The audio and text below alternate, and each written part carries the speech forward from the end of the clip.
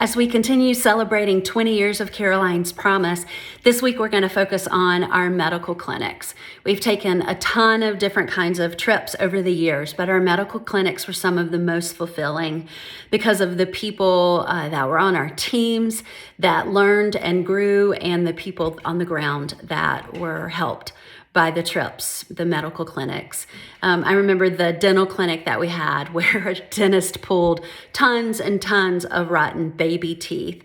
It was at that clinic that one of our teens, who was struggling to determine what she was going to do when she graduated from high school, determined that she wanted to go into the dental field.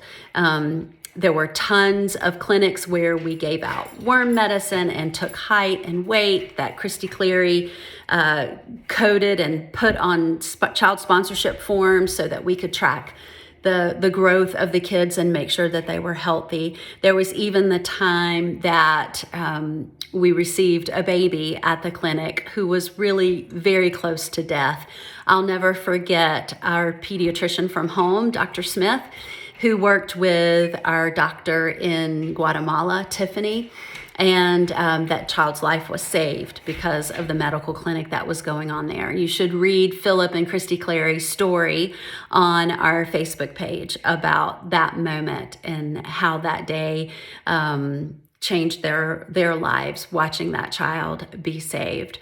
I'm old enough to remember young adults who, some were in our child sponsorship program, who have grown up that they desired to be doctors. You'll hear Jessica's story of how Caroline's Promise was able to encourage her. Every time we had a medical clinic, she volunteered, and we have been able to encourage her. She is a doctor now.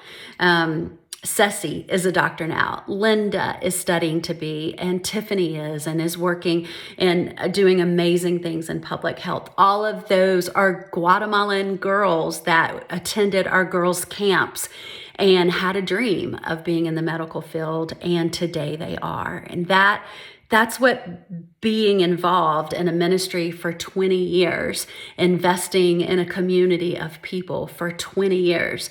Well, it's like such a privilege to see this. In fact, just this week, Jessica messaged me on WhatsApp and told me that she got into the program that she wanted. She's going to be studying, doing her residency in internal medicine.